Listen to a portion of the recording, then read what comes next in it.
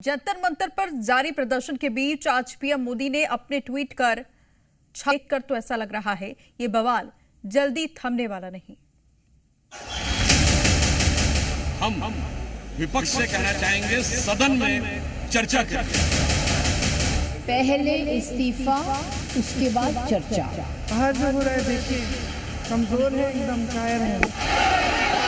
एक तरफ तो कुचलने की कोशिश कर रहे हैं आप, और ये जो स्पेशल कोर्ट बोल रहे हैं, कौन का स्पेशल कोर्ट क्या है ये? जंतर मंतर पर प्रदर्शन जारी है, पुलिस कर्मियों का निशाना बनना जारी है, विरोध करने वाले घायल हो रहे हैं। इन सब के बीच राजनीति भी चल रही है और लोकतंत्र रोज मर रहा है, कभी छात्रों पर हुए हमले के रूप में, कभी शिक्षा व्यवस्था में सुधार की मांग को लेकर वर्दी पर पथराव के तौर पर।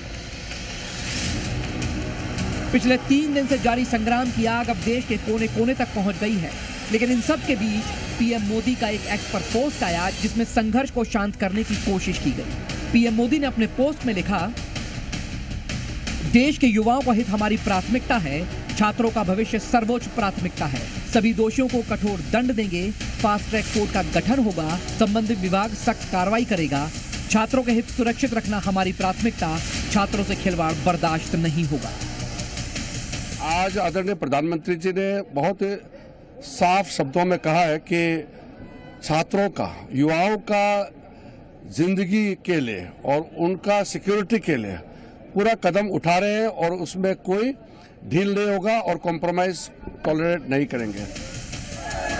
पीएम का ट्वीट आए हुए कुछ ही देर हुई थी कि तभी 40 मिनट बाद लोकसभा में प्रतिपक्ष नेता राहुल गांधी ने भी ट्वीट किया और अपनी पहली ही लाइन में पीएम मोदी को छात्रों के भविष्य को खराब करने का गंभीर आरोप लगा दिया।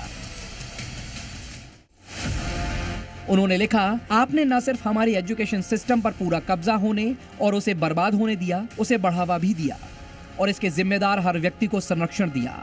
साथ ही उन्होंने छात्रों की 3 मांगे भी लिखी, इसमें धर्मेंद्र प्रधान को पद से हटाएं, छात्रों से माफी मांगे, छात्रों के साथ हिंसा करने वालों के खिलाफ कार्रवाई करें। ये सब एक्स पर चल ही रहा था कि संसद के दोनों सदन हंगामे के चलते स्थगित हो गए और विपक्ष ने सरकार के खिलाफ जमकर प्रदर्शन किया। इस दौरान कांग्रेस सांसद प्रियंका गांधी ने कहा कि सरकार आंदोलन कर रहे छात्रों की बात सुने क्योंकि उनका भरोसा टूटा है। नेता है, नेतृत्व दिखाने का समय आ गया है, नेतृत्व दिखाएं।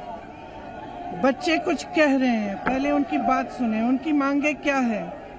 स्पष्ट मांगे हैं, धर्मेंद्र प्रधान रिजाइन करे।